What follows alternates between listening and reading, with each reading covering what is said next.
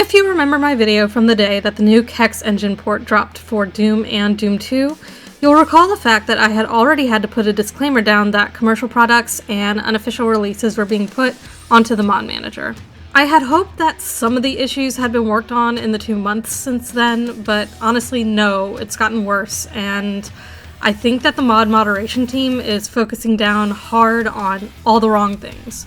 Before we go any further, this is your reminder not to harass anyone employed at Bethesda, Zenimax, or Night Dive. I honestly have zero clue who is in charge of the moderation teams there, and this video is in service to educate and maybe suggest some solutions.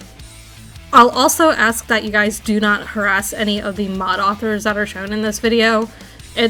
While yes, what they are doing is wrong, it's not going to help to dogpile on them. But first, there is one specific thing that I would like Zenimax and Bethesda to take some accountability for, and that's the treatment of the developers of Thatcher's Techbase. For context, this mod's plot revolves around killing a zombie Margaret Thatcher and sending her back to hell. It was a huge hit, and while I'm going to be honest, I don't know much about UK politics, I know she's widely hated in the UK even to this day. She's always catching strays, and probably for a good reason. I'm honestly kind of ambivalent about the WAD itself, but I understand why it was a huge hit. While released onto id Games in 2021, since it was compatible with the new port, the Doom Daddy team released it onto the Hex port very shortly after the port's release. However, after about 3 weeks, it was taken down due to Bethesda's policies about mods containing real-world politics. And I'll be honest, I'm a bit sympathetic to Bethesda about this particular thing. While yes, they also work on IPs like Wolfenstein, they have full control over the image that they present, whereas with mods, they do not have as much control. More on this later though. Not to be deterred, the team released a new version a month later on September 24th that deleted all references to real-life politics. However, the next day, the mod was taken down again for real-world politics, and also deliberately disobeying a Zenimax employee, and Jim Purvis's account also received an official warning. And that's my sympathy gone. While I've been in a similar situation moderating Doom World, at some point, enough's enough, and this is, quite honest, deliberate dogpiling, and even worse because it's coming from a corporation that is directly benefiting from people uploading mods.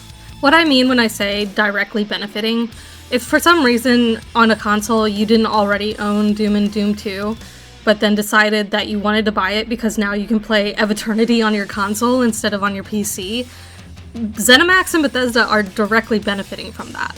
So, how's the rest of the mod manager looking? Hopefully super clean, right? Ooh. Oh, cool. There's about 15 My Houses, all of which won't work. Re-uploads of Sigil. Re-uploads of several prominent WADs, which have official editions uploaded begrudgingly by the original authors after impersonators got there first. Oh man, I love 50 Shades of Grey Tale. Duplicated uploads, re-uploads of Doom 64, re-uploads of Wrecker, re-uploads of Doom and Doom 2. Fucking hell, even re-uploads of Vesper, which is by Zazer, who worked on Legacy of Rust. I could go on, but in summary, what the actual fuck is going on here? Originally, I had said it would be good for people to be able to upload their own work instead of having to go through the Bethesda curation process, but I take it back. We can't have nice things. Now, I'll be honest, I usually don't venture out into ModDB on my own, but I imagine some of the same sort of things go on there, but let's be real. ModDB is for mods only, it isn't sanctioned by any particular company, so this kind of thing is generally expected.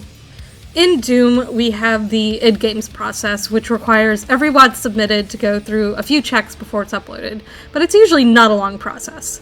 There's also plenty of people who self-host. But here, it looks like a bloody free-for-all, and there's only been 1,500 WADs uploaded to the system. Given all the duplications and commercial shite, I'm thinking maybe 200 of them are legitimate uploads by original creators. That is bad. So, Bethesda, or whoever, there are 2 ways you could go about this. 1, go back to the curation system. Yes, it's going to take manpower, but honestly, it would be better that you catch these things first instead of them leaving a stain on your legacy. This would also mean checking to make sure that the mod doesn't crash, because evidently if the mods crash, it can cause console users to have to restart their entire systems.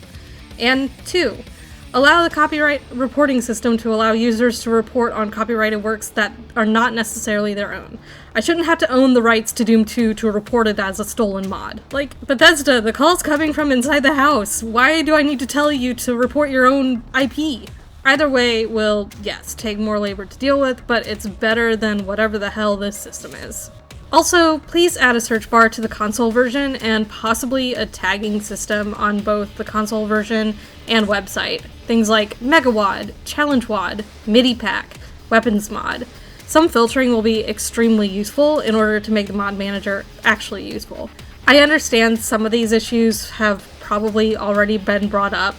I have not gone and searched through the Doom World thread about it because I wanted to come in fresh on the topic, and I also understand these things may take time. The port was released less than 2 months ago, and I'm sure everyone's still quite busy fixing other things. But anything to make the mod manager more useful would be extremely welcome, and I hope it happens. Oh yeah, and allow the censored version of Thatcher's Techbase back up. We'll maybe forgive you. Thank you guys so much for watching this short little rant. I hope you guys enjoyed, and if you did, feel free to like and subscribe. All that good stuff. You can find me on the internet. My link tree is in the description, and yeah, I'll see you guys around. Bye!